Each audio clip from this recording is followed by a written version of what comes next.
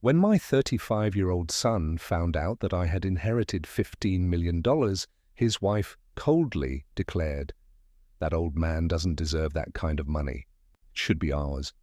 They demanded that I give it all to them, claiming that they deserve it more. After all the years of sacrificing for their happiness, I realized it was time to show them the true cost of greed. What happened next made them regret every word. Before we continue, please subscribe to the channel and let us know where you are listening in the comments. The crystal stemware clinked softly as Michael cleared the dinner plates, his movements careful around the remnants of our Christmas feast. Turkey bones gleamed under the warm dining room light, and Ashley sat across from me, her smile still painted on, but her eyes calculating something I couldn't quite read. "Dad, you really outdid yourself tonight," Michael said, balancing 3 plates in his hands. That's when it happened. His elbow caught the corner of my briefcase. The leather case tumbled from the side table, spilling its contents across the hardwood floor. Legal documents scattered like fallen leaves, and I watched Michael's face change as his eyes landed on the top sheet. His breath caught sharp, audible. 15. He couldn't finish the sentence. I moved quickly, dropping to my knees to gather the papers, but Ashley was already leaning forward, her neck craned to see. The Christmas tree lights reflected off the white pages as I tried to collect them, my hands suddenly clumsy. "Dad." Michael's voice cracked like a teenager's. Did I read that right? Ashley's fork clinked against her plate as she set it down with surgical precision. "Read what right, honey?" I straightened. The documents pressed against my chest. "It's nothing that concerns $15 million. Michael's words tumbled out in a rush. "The inheritance document says $15 million. The silence that followed felt dense, like the air before a thunderstorm. Ashley's painted smile finally cracked, revealing something hungrier underneath. "Your brother?" she asked, her voice suddenly gentle, probing. "The one who passed away?" I nodded, settling back into my chair with the papers now safely in my lap. "Harold died 3 months ago. The estate finally cleared probate last week." Michael sank into his chair as if his legs had given out. $15 million. "You never mentioned." Ashley's hand found Michael's arm, her fingers drumming against his sleeve. "I mean, we knew your brother was successful." But I folded the papers carefully, deliberately. "Harold built his software company from nothing. Sold it 2 years before he died." My voice sounded strange in my own ears, distant. "He never married, no children. I was his only family." Ashley's eyes never left the documents in my hands. That's incredible, Robert." "What a blessing for you." The word you hung in the air like smoke. Michael was staring at his hands, and I could see the wheels turning in his mind. Ashley's grip on his arm tightened, her nails leaving small crescents in his shirt fabric. "Dad," Michael said slowly, "you don't need all that money. I mean, at your age." The words hit me like cold water. I looked at my son, my only child, the boy I'd raised alone after Margaret died, and saw a stranger. "What exactly are you suggesting?" I asked. Ashley leaned forward, her voice taking on that honeyed tone she used when she wanted something.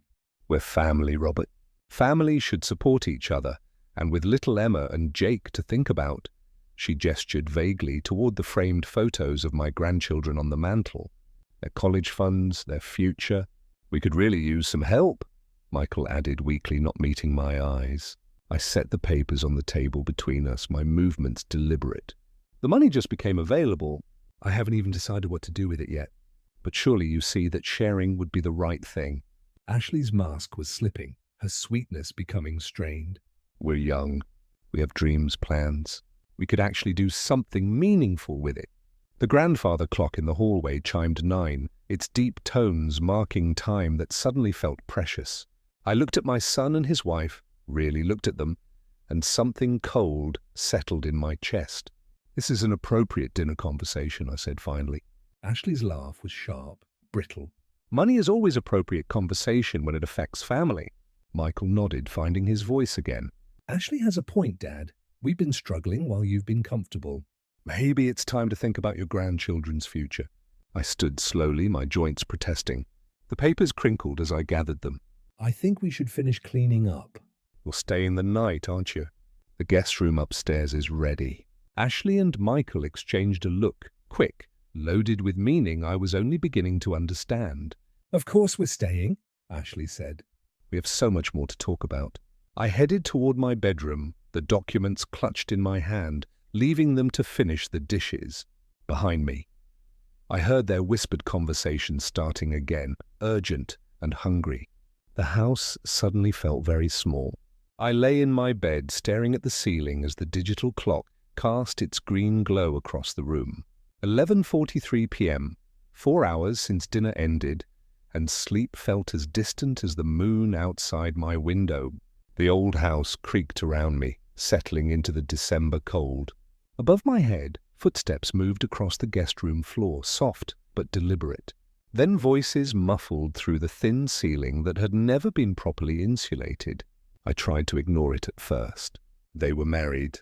They needed to talk, but Ashley's voice cut through the floorboards with an edge that made me sit up. Old man doesn't deserve $15 million. My blood went cold. I held my breath, straining to hear more. Ashley, keep your voice down. Michael's whisper was barely audible. He's asleep, Michael. And I'm right. He's wasted his whole life being ordinary, working that boring engineering job, living in this tiny house. Her voice dripped with disdain. We're young. We could actually do something with that money. The floorboards creaked as she paced. I pressed my ear to the ceiling, my heart hammering against my ribs. Maybe you're right, Michael said, and those 4 words shattered something inside my chest. He has been pretty selfish with money lately. Remember when we asked for help with the car payments? He acted like we were asking for the world. Selfish. My son called me selfish. I gripped the sheets so hard my knuckles went white. Exactly. Ashley's voice grew stronger, more confident. We've struggled while he's been sitting comfortable. That inheritance should be shared. We deserve it more than he does. But how do we convince him? Michael asked. You saw how he reacted tonight. Leave that to me. Ashley's tone turned calculating. Men his age can be influenced, especially when they're lonely. And if gentle persuasion doesn't work, she paused, and I heard her sit down on the bed above me. We have options. What kind of options? Legal ones. Think about it. He's getting older, maybe not thinking as clearly. We could contest his mental state. Claim undue influence from Harold. There are precedents. My hands began to shake.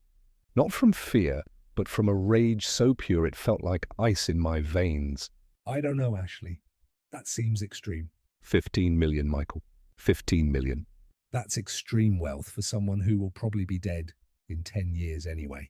The casual cruelty of it hit me like a physical blow. 10 years. That's all the life she figured I had left. And even that felt too long to her. We could pay off the house, buy a new car, take that trip to Europe we've always talked about, she continued, her voice dreamy now. Emma and Jake could go to private school. We could actually live. What if he says no again? Ashley's laugh was soft and dangerous. He won't. Trust me, I know how to handle men like your father. He's been alone too long. He's vulnerable. A little guilt about not being there for his grandchildren. Some tears about our financial struggles. He'll cave above me. The bed springs squeaked as Michael joined her. You really think we deserve that money more than him? He asked. I know we do. What's he going to do with it? Sit in this house and count it. We have our whole lives ahead of us.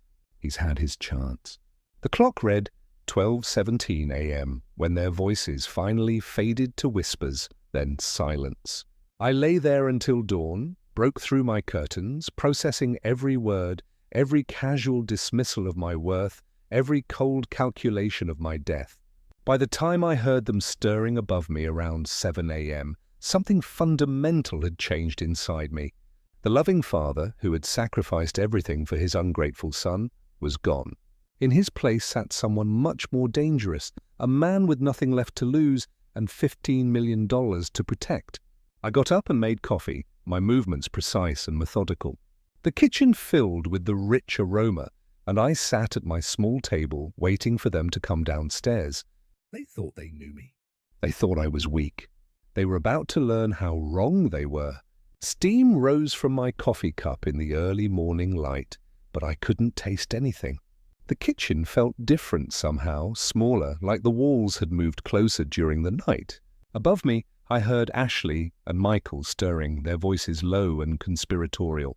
I closed my eyes and let myself remember Margaret's hospital room 10 years ago, the machines beeping their steady rhythm while I held her cold hand. She was dying, and we both knew it. But Michael had only visited twice in 3 weeks. "Take care of Michael," she'd whispered, her voice barely audible. "But don't forget to live for yourself, Robert." I promised her I would. Another lie I'd told myself. When Margaret died, Michael had been too grief-stricken to help with funeral arrangements. I'd chosen the casket, written the obituary, organized the service. He'd shown up in a wrinkled suit, dry-eyed, and left immediately after the burial to process with Ashley. I'd grieved alone. Before that, college. 4 years of 80-hour weeks at the engineering firm, taking every overtime shift, every weekend project, $80,000 in student loans I'd co-signed, then paid myself when Michael couldn't find steady work after graduation. He'd graduated summa la and thanked his professors, his girlfriend, his study group. He'd forgotten to mention me in his speech.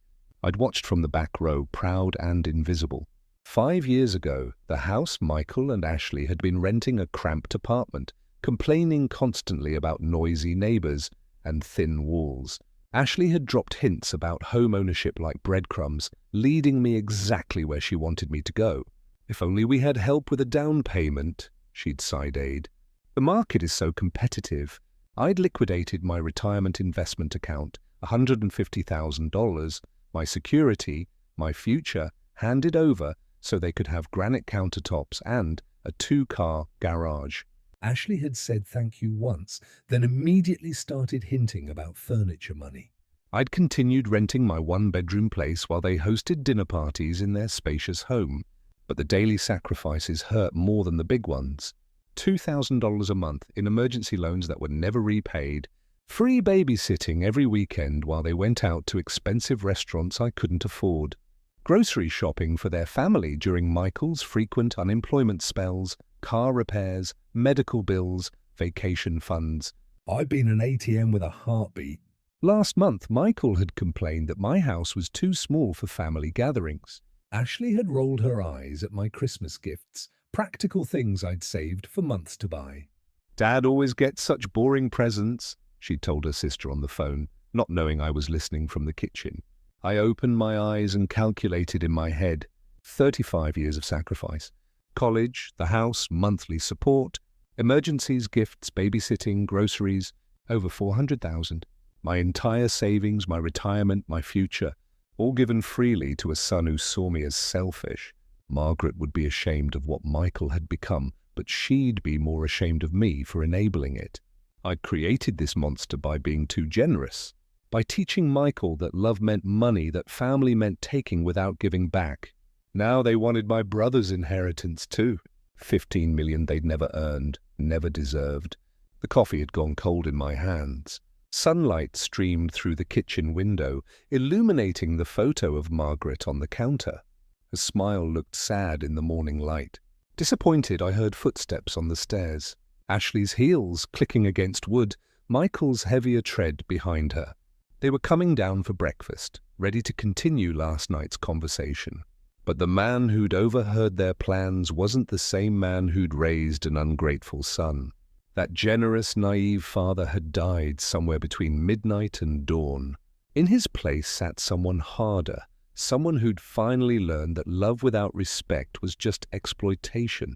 I took a deep breath and prepared to meet my family for what might be the last time. They thought they were coming down to manipulate a lonely old man. They were about to meet someone much more dangerous, a father who'd finally stopped giving. Ashley entered my kitchen like she owned it, her heels clicking against the linoleum with sharp precision. She dressed carefully, a soft blue sweater that made her eyes look innocent, her hair pulled back in a way that suggested vulnerability. She was preparing for war. "Good morning, Robert," she said, her voice honey, sweet. "You're up early."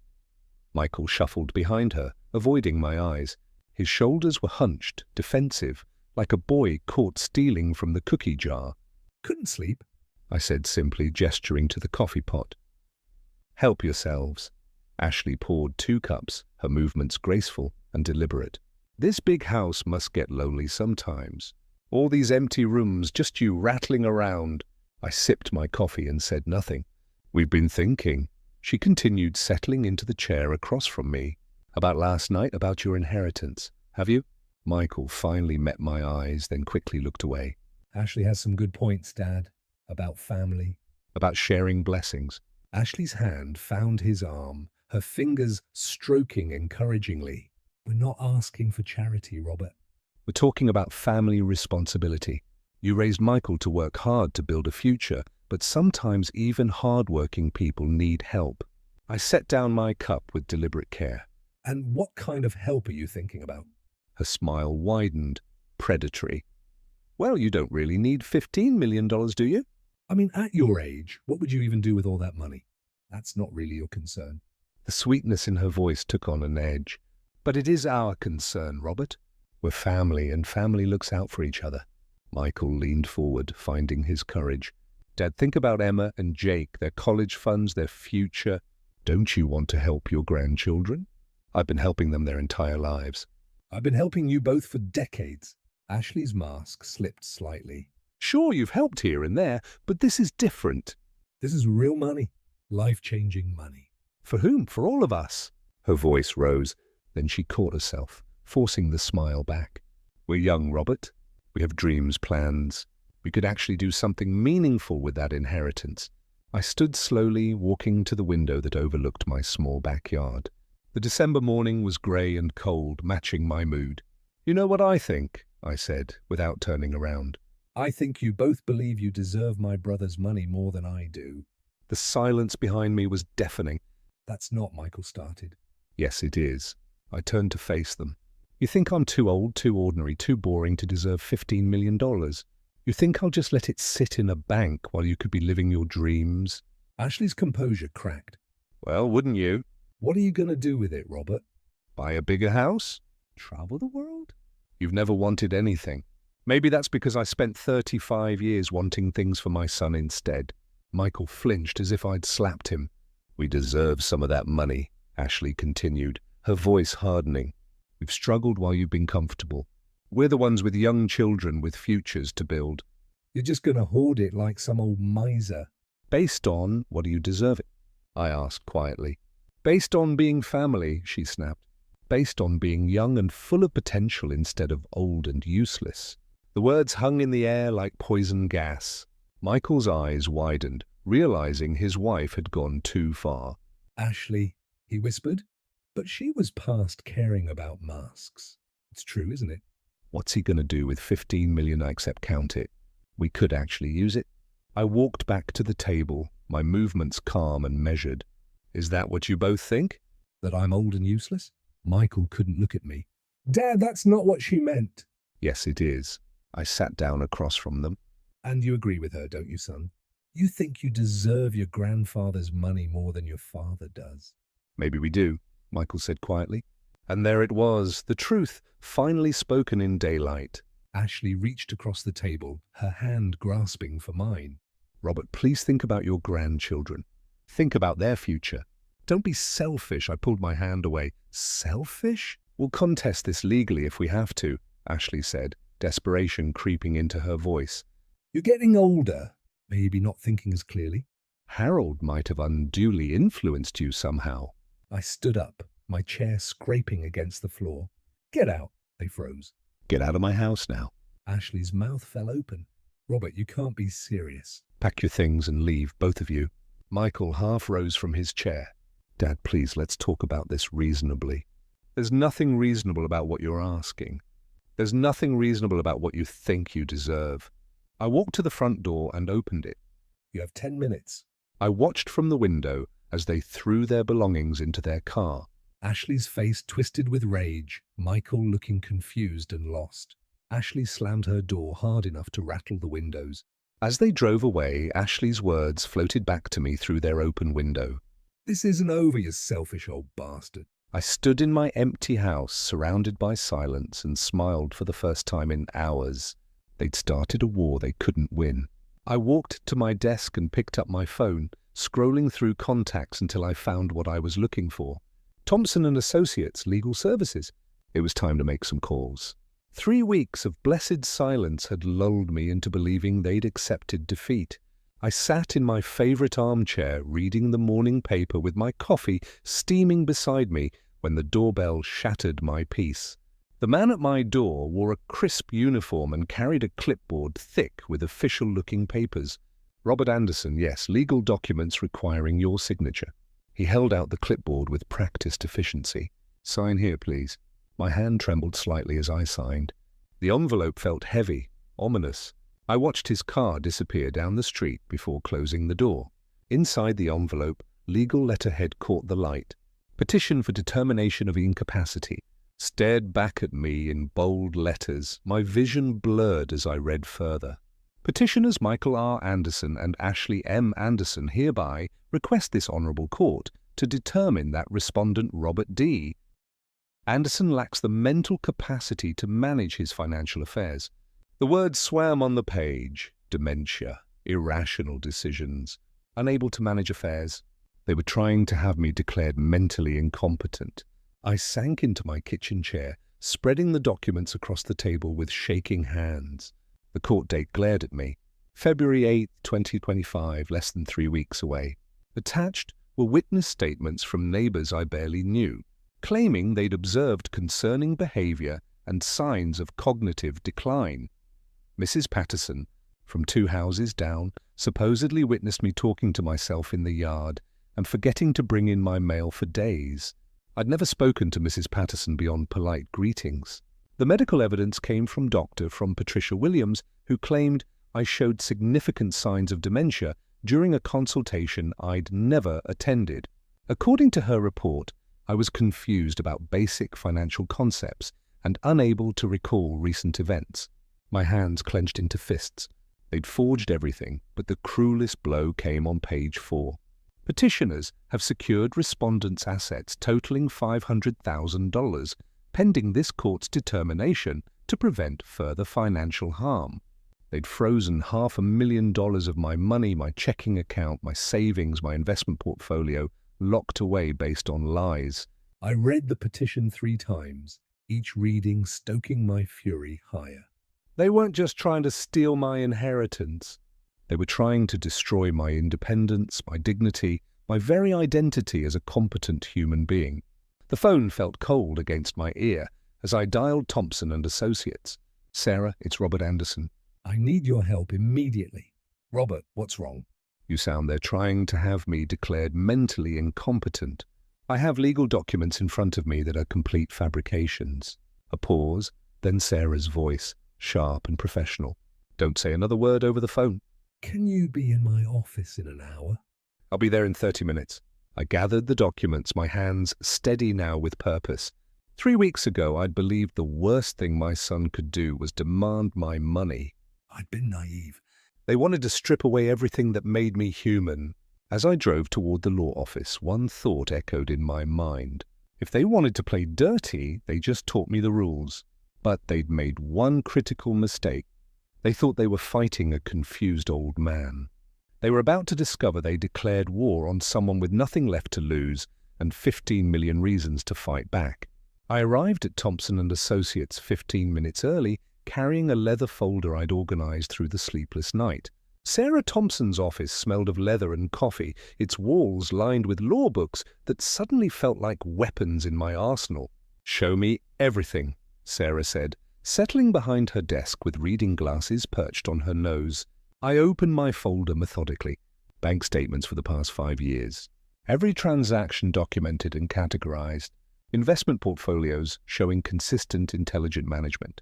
Medical records from my annual checkups.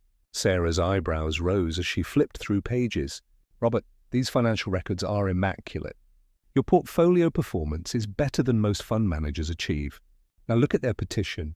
She compared the documents, her expression darkening. "This Dr. Patricia Williams, I've never heard of her. Let me check the medical board database." Her fingers flew across her keyboard.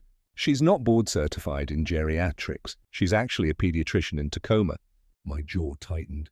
Ashley's college roommate. I remember her from their wedding. And these witness statements. Sarah pulled out a magnifying glass, examining signatures. Robert, look at this handwriting. The loops in the G's, the slant of the letters.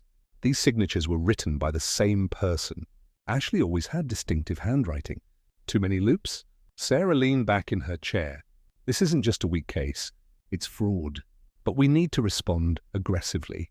I want you medically evaluated immediately to counter their claims.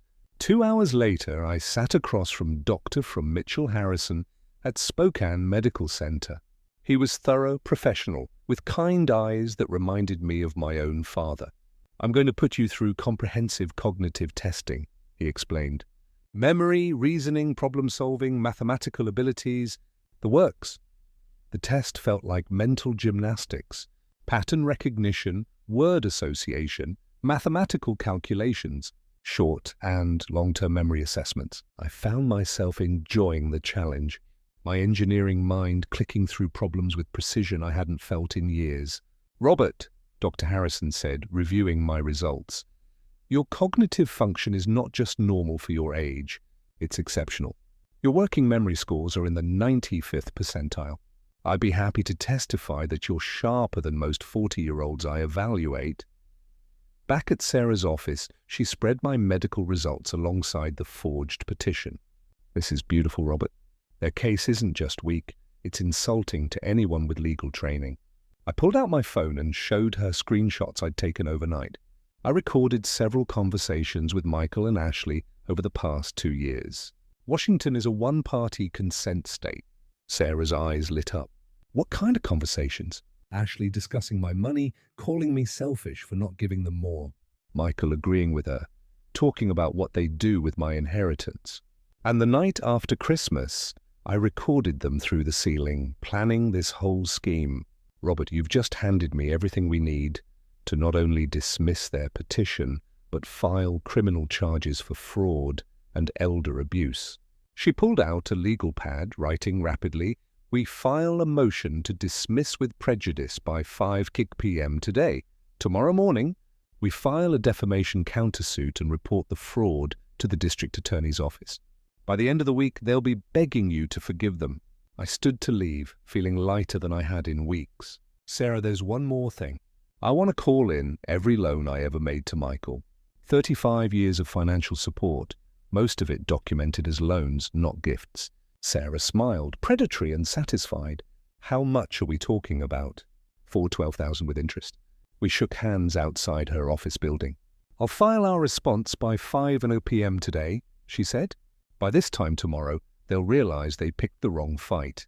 I walked to my car and pulled out my phone, scrolling to Michael's contact. My finger hovered over his number for a long moment. Then I put the phone away, let them think they were winning a little longer. The trap was set. Now I just had to wait for them to walk into it. Returning home from the law office, I loosened my tie with deep satisfaction. For the first time in weeks, I felt in control. I went to my home office, the converted spare bedroom, where I'd balanced budgets and planned projects for 30 years, and turned on my computer. The screen's glow illuminated my face as I opened a new Excel spreadsheet. At the top, I typed Project Justice. My engineering background had taught me that every complex problem could be broken down into manageable components. This situation was no different. I needed data analysis and a systematic approach. I started with what I knew best, numbers. Column A, date. Column B, amount. Column C, purpose. Column D, loan or gift. 35 years of financial support to Michael spread across the screen in neat rows.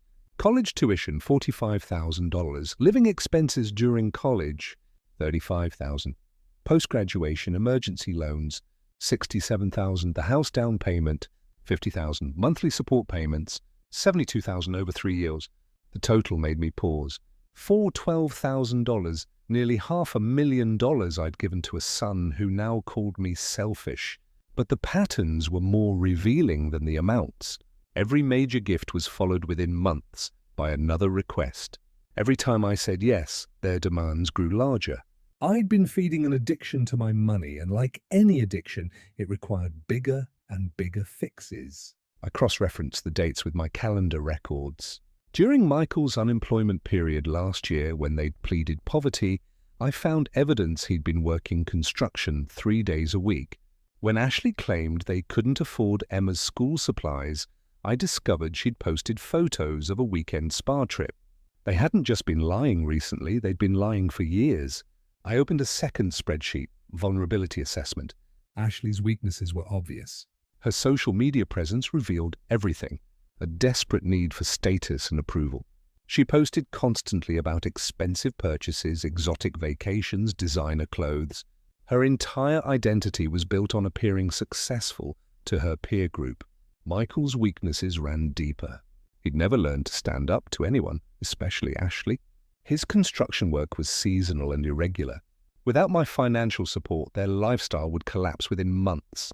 But their greatest vulnerability was their entitlement. They'd never faced real consequences for their actions. Every mistake I'd cushioned with money. Every poor decision I'd enabled with generosity.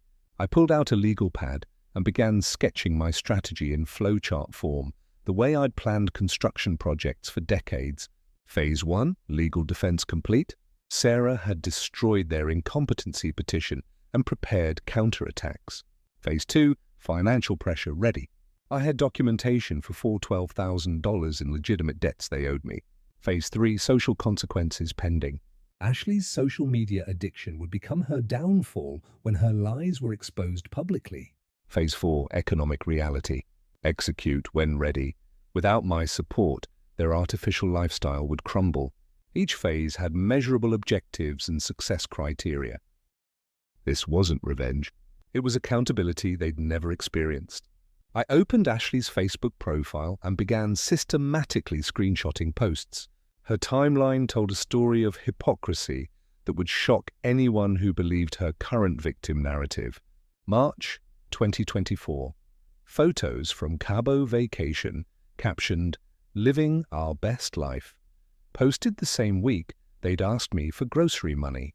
June 2024, Ashley showing off $300 shoes, complaining about people who hoard money instead of enjoying life. September 2024, Michael's new motorcycle in the driveway purchased during his supposed unemployment. I saved everything with timestamps, creating an evidence file that would demolish her credibility. The clock showed 10:30 p.m. when I finally closed my laptop. 3 neat folders sat on my desk. Phase 1 complete. Phase 2 ready. Phase 3 pending.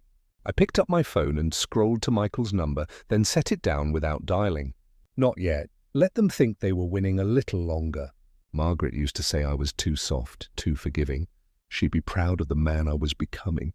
Methodical, strategic, uncompromising. Tomorrow, Phase 2 would begin. My morning coffee was interrupted by my phone buzzing like an angry wasp. Text after text flooded in from neighbors and old colleagues. "Robert, have you seen Ashley's Facebook post?" This can't be true, can it? Call me when you get this. I opened Facebook, reluctantly, unprepared for what I found. Ashley's post sat at the top of my feed, already shared 47 times in 3 hours. The headline read, "Heartbroken by family elder abuse. Please share." Below it, she'd crafted a masterpiece of manipulation. Photos of empty kitchen cabinets, overdue utility bills, her children looking sad in worn clothes. The text told a story that bore no resemblance to reality, but felt emotionally devastating. My father-in-law inherited $15 million, but refuses to help his struggling family. While he hoards his wealth, my children eat cereal for dinner and worry about losing their home. He's turned his back on the grandchildren who love him, choosing money over family. Please pray for us during this difficult time. 89 comments of support and outrage had already accumulated. How could he be so heartless? Those poor babies. Money changes people. Someone should report him to social services. My hands shook as I screenshotted everything, documenting the lies with timestamps. But the damage was already spreading through our small community like wildfire. 20 minutes later, my phone rang. Margaret Patterson, my neighbor for 15 years. "Robert, I don't understand what's happening with your family." "Margaret, there's more to this story than what's online." But those photos of the children, they look so thin, so sad. I closed my eyes. Margaret, have you seen Emma and Jake recently? At the grocery store, the park, a pause. Well, no, but they're healthy, well-fed children. Ashley's using old photos, probably from when Emma had the flu last winter, but I could hear the doubt in Margaret's voice. The emotional manipulation was working perfectly. At the grocery store that afternoon, conversation stopped when I approached. The cashier, who'd always been friendly, avoided eye contact. My neighbor Jim crossed the street rather than acknowledge me. Ashley's narrative was spreading faster than I could counter it. Social media had weaponized gossip, turning my community against me based on carefully crafted lies. That evening, I settled in for systematic research. If Ashley wanted to fight with social media, she'd chosen the wrong battlefield. I had 30 years of engineering problem-solving skills and unlimited time to deconstruct her lies. I opened her profile history, scrolling back through months of posts. The contradictions were staggering. December 15th, 2024, just booked our Christmas ski trip. Can't wait for family fun. Posted 5 days before she demanded my inheritance to feed the children. November 28th, 2024, Ashley, showing off her new designer handbag collection worth easily $2,000, posted during their supposed financial crisis. October 10th, 2024, Michael's hunting photos with expensive new equipment captioned "New gear for the season," posted while they were behind on mortgage payments. I cross-referenced her posts with their requests for money, creating a timeline that exposed her hypocrisy. Every claim of poverty was contradicted by evidence of extravagant spending. But Ashley's masterpiece was her friend network.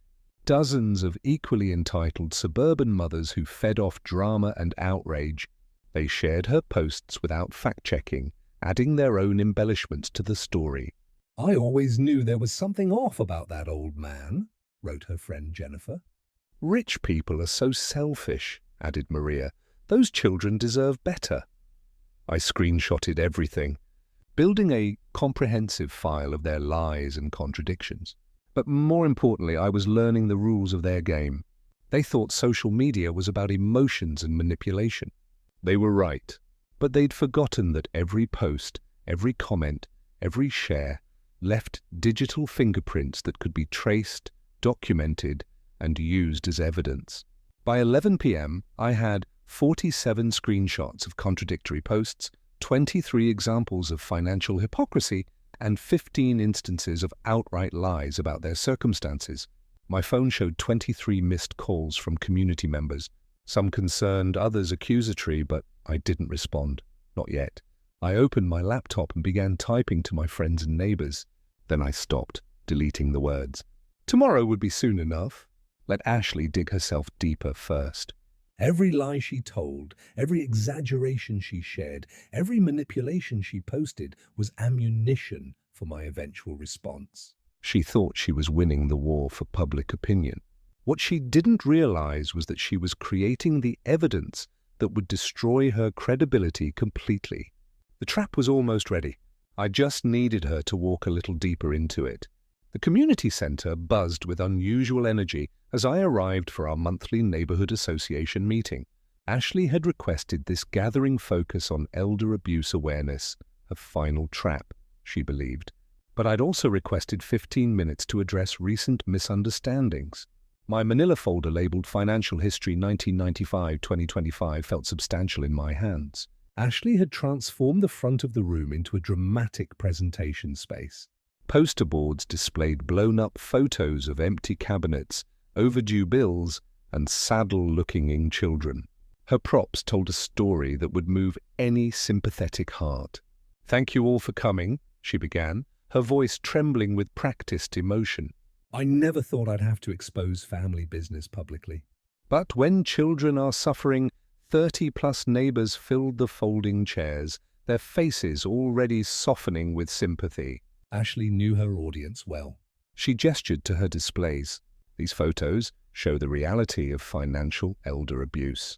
While my father-in-law hoards $15 million, our children eat cereal for dinner. Our electricity was nearly shut off last week.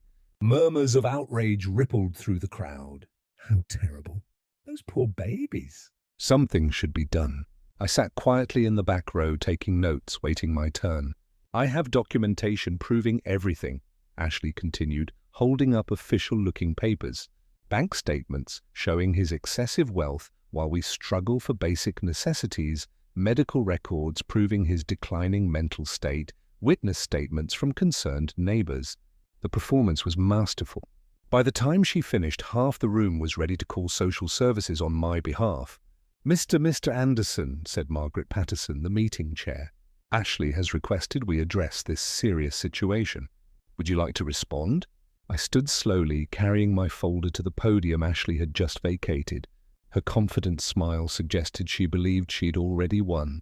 Thank you, Margaret. I do have some things to share. I opened my folder with deliberate care. Ashley mentioned documentation. I brought 30 years of financial records. Let's examine the actual facts. I spread bank statements across the display table. These show monthly transfers of $2,000 to Michael Anderson for the past 3 years. That's $72,000. The room's energy shifted slightly. Ashley's smile faltered. This receipt shows $150,000 down payment for Michael and Ashley's house paid from my savings account in September 2019. More murmurs, but different now.